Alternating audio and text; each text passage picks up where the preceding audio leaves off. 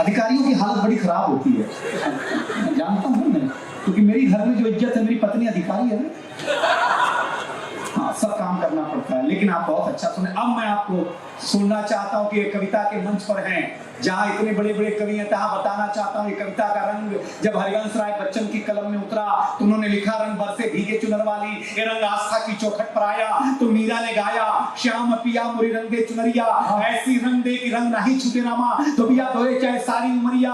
ये रंग फिल्मी पर्दे पर आया तो सुनील दत्त साहब ने कहा कि रंग और नूर की बारात किसे पेश करूं, ये मुरादों की हंसी रात किसे पेश करूं। ये रंग शायरी में आया तो शायर ने लिखा, इसी रंग रंग में रंग है, तुझे रंग रंग में रंग दिया, मेरा रंग आया है रंग पर, तेरा रंग चढ़ के उतर गया। ये रंग कविता में आया तो कवि ने लिखा, इस रंग बदलती दुनिया में मैं रंग बेचता हूँ, और अंतिम बात हिंदुस्तान को सलाम करना। ये रंग जब 18 साल के नौजवान के सर चढ़ करके बोला तो गली गली में भगत सिंह ने गाया, मेरा रंग बसंती चोला मार। ये कविता का रंग है।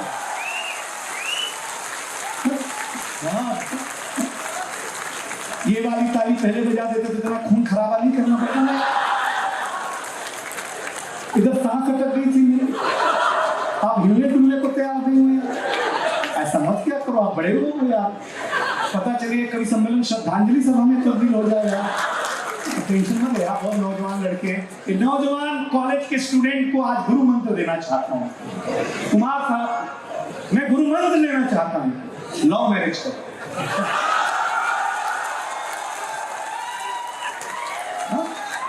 ध्यान से सुनो, लव मैरिज, अरेंज मैरिज बिल्कुल मत करो, क्योंकि लव मैरिज और अरेंज मैरिज में डिफरेंस है।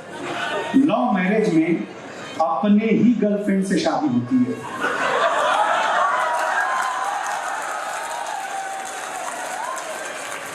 अरेंज मैरिज में भगवान जाने किसकी मक्खी आ जाएगा।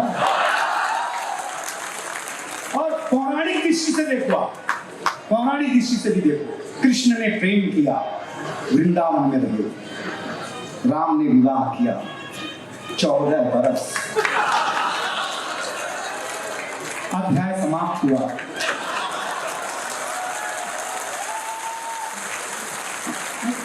ये जो बात हो रही है, आज तो कुमार सर पूरे 24 घंटे ये लेते रहे कि मजदूर कब बाहर आ रहे हैं, मजदूर कब बाहर आ रहे हैं। एकदम उनके मन में जो वेदना थी, कवि की पीड़ा यही होती है, जन सामान्य के प्रति कहीं न कहीं अपनी जवाबदारी होती है। इसलिए कुमार विश्वास जैसी शख्सियत दुनिया में है कि उन्होंने हर जन सामान्य की पीड़ा का चिंतन किया है। आज पूरे दिन उनकी फिक्र रही, वो माता के दरबार में जाकर उन्होंने प्रार्थना की। बहुत अच्छा लगा कि आज हमें ये कवि सम्मेलन इसलिए याद नहीं रहेगा कि कितने पैसे मिले और कौन सी तारीख क्या हुआ। ये कवि सम्मेलन इसलिए याद रहेगा कि उस दिन भारत के 41 मजदूर इस उत्तराखंड की धरती में बाहर।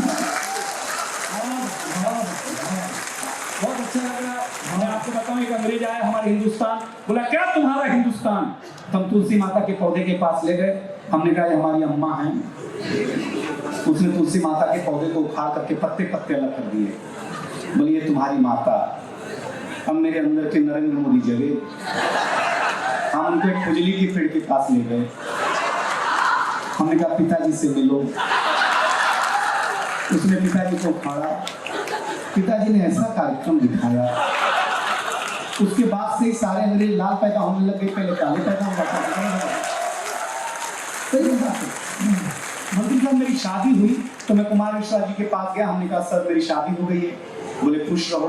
मैंने कहा संभव ही नहीं, और शादी के बाद क्या खुश रहना।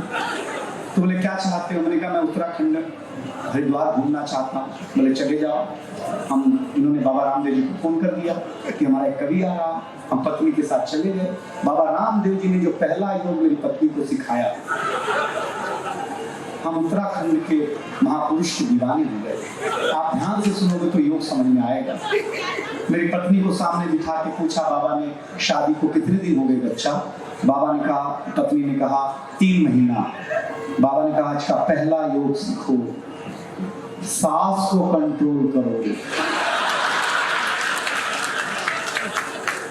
मेरी पत्नी आके मेरी माँ को कंट्रोल करने लगे। बाबा ने कहा, मैंने कहा सांस बोला, सांस थोड़ी बोला है। बीबी बोली जो जल्दी फायदा करेगा उसी को ना कंट्रोल करेंगे।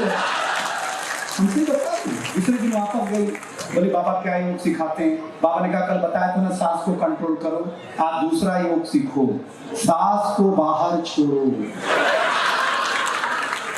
मैंने कहा बाबा गंगा माता करीब है, डुबकी यहीं लगेगी। भाई साहब वो कुंभ का मेला चल रहा था, मेरी पत्नी जैसे ही गंगा में डुबकी लगा के बाहर आई तो एक नागा बाबा दिख गए।